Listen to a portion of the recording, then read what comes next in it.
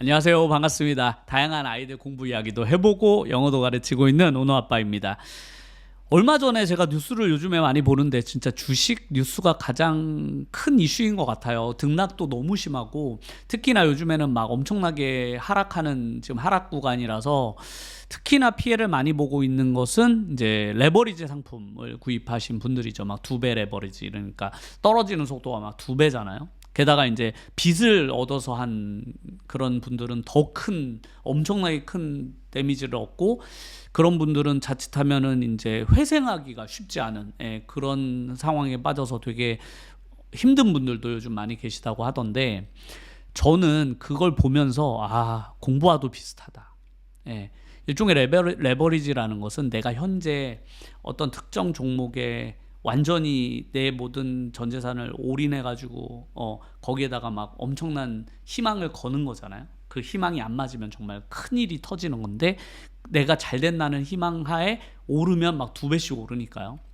그런 레버리지 상품은 위험하잖아요. 기본적으로는 리스크가 엄청나게 크단 말이에요. 그래서 거기에 모든 걸 걸면 안 된다고 전문가들이 주의를 주죠. 레버리지 상품은 위험하기 때문에 전문가들만 해야 하고, 그리고 많은 비중을 담으면 안 된다라고 항상 경고를 하는데도 인간의 욕심이라는 게 그렇습니까? 어디 더 큰 돈을 걸어야 더 많이 벌 수 있다라는 그런 욕심 때문에 왕창 들어가셨다가 이제 막 큰 지금 데미지를 받으신 분들이 많은데, 저는 공부도 비슷하다고 생각해요. 레버리지 하니까 제 마음에 딱 떠오른 것이 바로 무엇이냐, 종합전형이라는 전형입니다. 고등학교가 가지는 종합전형. 누군가가, 이게 제 생각은 제 오리지널 아이디어는 아니고 제가 입시 관련된 컨텐츠를 엄청 많이 보는데, 최근에 어떤 분이 종합전형을 레버리지에 비교를 하셨는데 제가 생각하는 것과 매우 그 유사한 개념으로 설명을 하시더라고요. 일단 종합전형과 레버리지, 주식 레버리지의 가장 큰 공통점으로 여겨지는 건 뭐냐면, 오직 그거 한 종목에 몰빵한다는 거잖아요.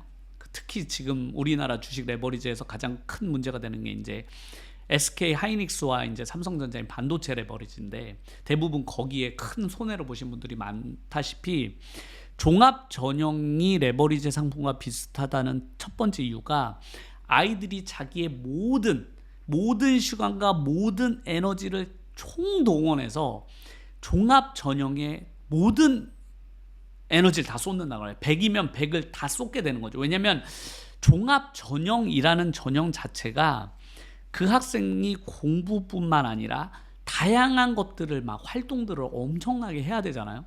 막 세특 챙겨야지, 수행평가도 되도록이면 잘해야지, 학교 동아리 활동도 열심히 해야지, 동아리 외적인 활동도 해야지, 학교에 밖에 나가서도 뭔가를 해야지, 계속 뭔가를 요구하는데, 그게 전부 다 뭐다? 전부 시간이잖아. 전부 우리 아이가 공부 외에 많은 시간을 투자해야만 종합 전형을 노릴 수가 있단 말이죠.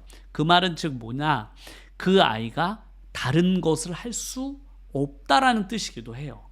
그러니까 종합 전형을 준비하는 학생의 가장 큰 리스크는 뭐냐, 그 아이가 수능이라는 시험을 공부할 수 있는 시간이 절대적으로 부족해진다라는 거죠. 그런데 지난 영상에도 말씀드렸지만, 우리 아이가 종합 전형으로 인서울을 들어갈 수 있는 퍼센트는 고작 30% 남짓이잖아요. 그러니까 전체가 100인데 그 중에 3분의 1 정도만 종합 전형으로 할당돼 있고, 특히 일반고 아이들에게 더 리스크가 큰 건, 일반고 아이들만 따로 떼서 종합 전형을 인서울을 따져보면 30%가 아닌 거의 10%로 줄어든다는 거죠. 그 10% 정도 되는 그 퍼센트에 모든 학생들이 자기의 모든 미래를 걸고 올인하는 거야. 모든 시간을 다 거기다 올인하는 거지. 가장 큰 리스크가 뭐냐면 뒤가 없다라는 거예요. 레버리지와 비슷하죠. 레버리지를 잘못하면 전 재산을 잃게 되잖아요. 거기다 몰빵하게 되면. 그러니까 내 시간을 종합 전형에다 다 몰빵하게 되면 그 아이는 수능 최저 준비를 안 하게 되고, 수능이라는 시험과 점점 공부할 시간이 없으니까요. 점점 수능이라는 공부를 나와 관련 없는 것으로 여기게 되죠. 근데 문제가 뭐냐, 그 아이가 모두 다 성공하지 않는다라는 게 빠져 있는 거예요. 그러니까 종합전형이 나쁘다는 게 아니에요. 종합전형이 왜 나빠? 저도 항상 말하지만 저는 수시 카드를 쓸 때 종합 3장, 교과 3장을 쓴다고 말씀을 드렸잖아요. 그런데 가장 리스크가 큰 게 뭐냐? 종합으로만 6장을 쓰는 거죠. 제가 본 영상도 그게 제목이었어요. 6종합, 그러니까 수시 6광탈이 어떻게 발생했는지에 대한 사연을 읽어주는 것 중에서 그게 6장의 종합전형 카드가 전부다. 떨어지는 그런 케이스가 엄청나게 많다는 거예요. 실제 사례로 교과 전형과 종합 전형을 섞어서 쓰는 학생의 6장이 다 실패되는 경우보다 6장을 전부 다 종합 전형으로 쓰는 아이가 다 떨어질 확률이 훨씬 높다라는 거죠. 그리고 제가 늘 말하지만 종합 전형을 오해하고 있다고 했잖아요. 종합 전형의 가장 큰 오해가 뭐냐면 우리 아이 성적보다 종합 전형을 해서 다양한 항목들을 채우면 그 학교가 원하는 점수 때보다 우리 아이가 살짝 점수가 부족하더라도 다양한 것들을 챙겨서 낮은데도 불구하고 더 높은 학교에 들어갈 수 있다라고 생각하는 게 일반적으로 퍼져 있는 종합전형에 대한 환상과도 같다고 말씀을 늘 드리잖아요. 실제는 어떠냐? 실제는 우리 아이가 상향으로 쓰는 대부분의 종합전형은 일반고에서는 거의 합격하기가 불가능합니다. 일반고의 자리가 아니라고 제가 늘 말씀을 드렸잖아요. 그 자리는 특목 자사고 아이들이 그 아이들이 부족한 내신을 대학교 입장에서 그래 너희 학교들은 내신 따기가 좀 쉽지 않으니 다른 여러 가지 항목들을 배려해줘서 그 아이들에게 포션을 넓게 잡아줬기 때문에 일종의 일반고 아이들하고 특목 자사고 아이들을 다 섞어놔서 통계를 낸 거니까 당연히 우리가 보기에는 저 정도 내신으로 저 정도 대학을 들어갈 수 있어? 종합전형으로? 이렇게 일종의 착시 효과가 발생하는 거죠. 왜냐면 그 안에 대부분의 아이들은 거의 80-90% 아이는 특목 자사고 아이들의 내신인 건데 일반고 아이들이 착각하는 거죠. 저기는 내신이 거의 한 2점대 중반인데도 저 대학을 들어갔어. 나는 2점대 중반인데 그럼 나도 거기 써볼까 하고 쓰면 대부분 안 되는 이유가 뭐다?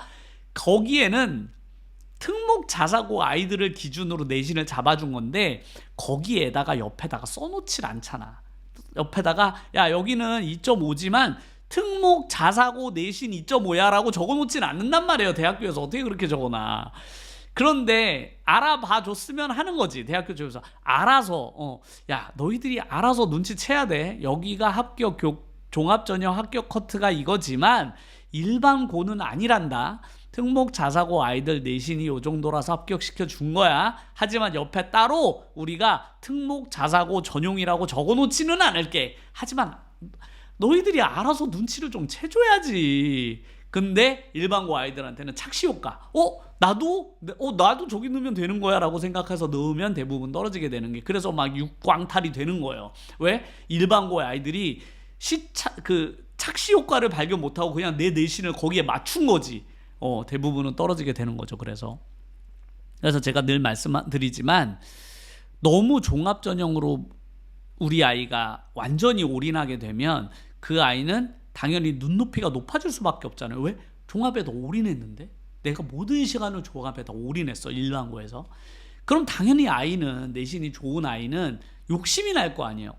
나도 1점대인데 당연히 나도 높은 학교를 노려야 되는 거 아니야? 난 종합전형에다 엄청나게 많은 에너지를 쏟았는데 그런데 그 착시 효과 거기는 대부분 특목 자사고 아이들의 내신이 부족한 아이들을 위한 배려 일종의 배려가 발생을 한 거죠. 그래 너희들은 내신 따기 어려웠으니까 조금 더 잡아줄게. 좀 더 영재고 좀 더 잡아줄게. 이렇게 잡아준 건데 거기에 일반고 아이가 몸을 맞추려다가 실패하는 경우가 많다는 거죠.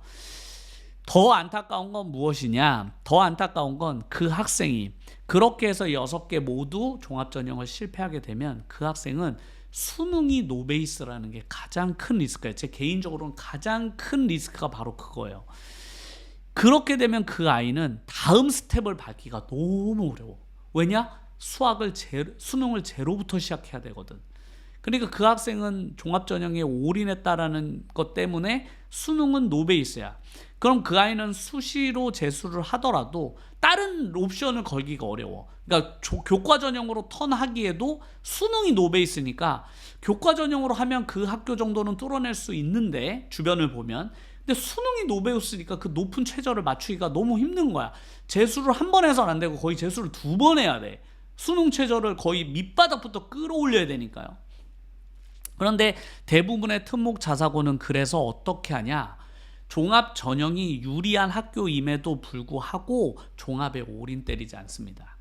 올인 때리지 않아요. 종합에 유리한데, 특목 자사고. 그래서 특목 자사고 커리큘럼에 항상 어떤 게 자리 잡고 있냐면, 일정 수준 이상의 내신이 되지 않는 아이들에게는 정시로 전환시켜 줍니다. 아니면 그 아이들에게 최소한 그걸 공부할 수 있는 시간을 배려해 주죠.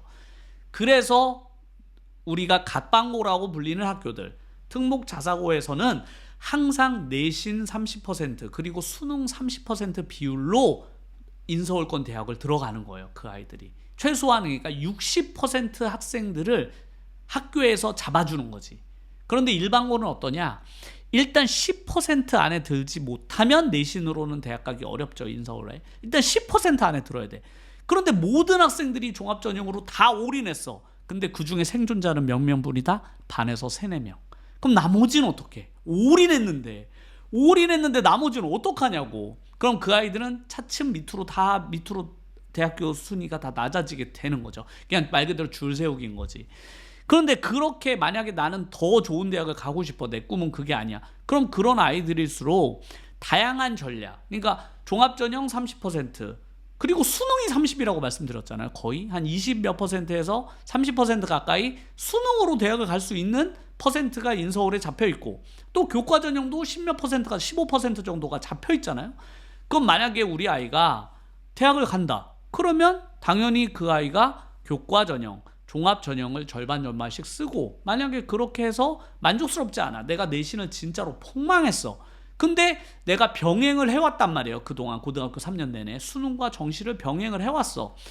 그런데 고3 때 딱 보니까 내 수능 모의고사 성적이 내 내신을 훨씬 앞서는 거야.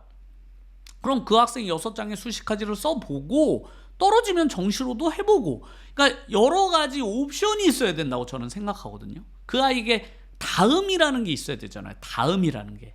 만약에 내가 정시로도 실패했어. 그런데 정시가, 수능이 내가 노베이스가 아니야. 최소한 3 이상은 맞았어. 그럼 내가 아쉽게도 2등급권 안에 들어가지는 못했지만 대부분의 점수를 3점대로 맞은 학생이라면 1년 재수하면 2나 1을 노릴 수 있는 학생이 되잖아요. 1년 정도면 한 등급은 끌어올릴 수 있거든요. 그러니까 그런 다음이 있는 전략을 세워야 된다라는 게 항상 저의 입시 전략이거든요. 그런데 종합전형만 계속 학교에서는 이야기하고 종합전형만이 전부인 것처럼 이야기하는 건 반에서 3, 4명 정도만 가능한 전략이거든요. 그게 3, 4명만 생존 전략인 거야. 나머지 애들은 어떻게? 다 올인했는데, 모든 학생들이 종합전형에 올인하면 다 살릴 수 있을 것처럼 학교에서는 얘기하거든요. 하지만 그게 아니거든. 성적순으로 뽑아요. 종합전형도 결국엔 성적순이야. 근데 우리 아이가 2등급 2점대, 5등급에서 2점대, 3점대야. 그럼 그런 아이들은 어떻게 하냐는 거죠. 그런 아이들한테도 계속 그런 희망을 주면서, 야, 종합전형으로 우린 다 들어갈 수 있단다.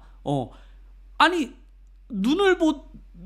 이렇게 모든 대학들이, 학생들이 들어갈 수 있는 인서울권은 종합전형으로 30% 딱 못 박아놨는데, 학교에서 아무리 아이들한테 희망을 준들 실제 대학은 딱 그 숫자만 뽑는다니까요. 더 안 뽑아줘. 딱 정해진 숫자만큼만 뽑는 거고, 그 대부분의 종합전형 자리는 정해져 있다고 말씀을 드렸잖아요. 상위권 대학들은. 인서울권도 대부분 포션이 딱 정해져 있단 말이에요. 그거를 아이들한테 충분히 전달을 하고, 야, 인서울권은 자리가 많아봐야 3, 4자리 정도야, 한 반에서. 그럼 나머지 아이들은, 5등한 아이는 어떡하냐는 거. 5등한 아이, 그 5등한 아이도 인서울을 꿈꿀 수 있어야 되잖아요. 그럼 5등한 아이, 너 교과 전형으로 해서 수능 최저 맞춰볼래? 아니면 정 안 되면 정시로도 노려보고, 아니면 재수를 해보자라고 그 아이를 가르치는 사람이라면, 그 아이에게 종합전형으로 너 몰빵해봐. 실패하면요, 레버리지 투자해봐. 너 부자 될 수 있어. 떨어지면 떨어지는 얘기는 아무도 하지 않아. 전문가들이 레버리지 투자할 때 3전 닉스 막 2배 상품 나왔을 때 그게 망할 거라고 예측한 전문가는 아무도 없잖아요. 다들 희망적인 얘기만 했잖아요. 저는 학교 선생님들도 다 너무 종합전형이 너무 희망적인 이야기만 아이들한테 한다는 게 위험하다는 거예요. 제가 항상 영상 속에 말씀드리는 건 왜 그게 안 될 수 있는 옵션을 육광탈할 수 있다라는 이런 육광탈 사례들이 계속 나오고, 혹은 6개 썼는데 아이가 5개는 종합전형 쓰고 하나만 교과를 썼는데 그거 하나 딱 합격한 애들도 많거든요. 그런 많은 사례들을 왜 학교에서는 이야기를 안 해주느냐는 거예요. 부모님들은 정보가 필요한데요. 그래서 종합전형을 제가 레버리지라고 하는 이유가 바로 그거예요. 레버리지 상품처럼 종합전형이라는 건 뒤가 없는 전형이거든. 진짜 뒤가 없어. 그냥 야 고등학교 3년 때까지 반에서 30명 모두 전력 질주, 5등 안에 못 들면 나머지는 다 아웃. 이게 과연 교육자로서 아이들에게 할 수 있는 전략이냐는 거야. 그럼 나머지 25등부터 30등까지는 어떻게 해? 재수가 불가능한데 그런 아이들은. 네. 살 수 있는 어떤 전략을 충분히 고려해서, 그래 야 이게 안 되는 학생, 저희 같은 경우 지금 내신이 안타깝게도 지금 고등학교 1학년 시험 2번이 내신이 안 나오는 학생에게 저희는 벌써부터 얘기하거든요. 야 내신은 쉽지 않다. 3점대가 나와버렸다. 야 3점대로 인서울은 너희 학교에서 아무리 선생님이 종합전형으로 좋게 얘기를 해줘봐야 현실은 3점대로 인서울은 아예 불가능해. 근데 우리의 목표는 인서울을 삼아야 하니 우리는 슬슬 정시로도 고민을 좀 해보자. 그렇다고 너가 교과 과목을 다 포기하라는 게 아니야. 당연히 교과 공부를 하지. 하지만 우리는 항상 정시의 마음을 두고 있어야 돼. 그래서 내가 주는 과제라든지 이런 거를 왜 너가 열심히 해야 되는지에 대한 정당성을 이야기해 주는 거죠. 왜 내가 정시 이야기를 하는지 알겠지? 수시를 포기하라는 게 아니야. 넌 수시를 여전히 공부를 하겠지만 현실적으로 너가 3등급 이상으로 계속 오른다는 게 해보지만 어려웠잖아. 이번에도 다음 시험에 끌어올라오면 다행히, 우리가 열심히 내신해봐서 끌어올라오면 다행이지만 너가 만약에 최선을 다했는데 또 3등급이야. 그러면 우리가 마음속으로는 준비를 하자. 정시로 전환할 수 있다라는 마음의 준비를 하자. 그렇다고 갑자기 정시 전환이 되는 건 아니야. 우리는 고2 때까지는 충분히 내신으로 전력을 다 할 거야. 왜? 내신이 곧 수능 공부이기도 하거든. 이게 완전히 분리된 게 아니야. 내신 공부가 수능과 동떨어진 게 아니기 때문에 항상 병행해서 준비를 하지만 최종적으로 우리가 무엇을 선택할지는 해봐야 알 수 있는 거 아니야, 정시까지. 그래서 우리가 최종적으로는 정시도 선택할 수 있는 옵션을 가지고 있자, 한 손에는. 이게 전략이라는 거죠. 그리고 그게 그 아이의 미래라는 거예요. 미래의 희망을 담고 있어야 되잖아요. 그래서 저는 재수 이야기도 하거든요. 만약 정시까지 해봐서 안 되면 당연히 재수인 거지. 야 우리의 꿈이 내신 3등급일 리가 없잖아. 야 내신 3등급 맞은 성적이 너의 미래를 확정짓는 건 아니야. 그럴 리가 있냐? 그러니까 당연히 모든 다양한 옵션들을 손에 쥐고 있다가 제일 좋은 카드를 맨 마지막에 내놓는 거지. 그게 너의 입시 전략이어야지. 오직 하나 종합전형으로 몰빵해, 전력 질주 안 되면요 육광탈하면요 다음 카드가 있어야 되잖아요. 다음에 무언가를 제시해 줄 수 있어야 되잖아요. 고등학교 선생님은 그 학생이 졸업하면 볼 일이 없어요. 그러니까 그 학생이 떨어지건 말건 상관이 없겠지. 하지만 아이를 키우는 부모님 입장에서는 그 아이의 미래가 그걸로 올인되면 안 된다는 게 제 생각인 거예요. 그렇게 올인하면 위험하잖아요. 다음이 있어야 된다고 저는 생각하고, 많은 좋은, 우리가 평소 때 이야기한 좋은 고등학교 특목 자사고에서는 그런 리스크를 줄이기 위한 다양한 방안들을 마련해 놓고 있는 거예요. 우리도 그렇게 해야 된다는 거야. 제가 늘 말씀드리듯이 우리도 그렇게 해야 한다.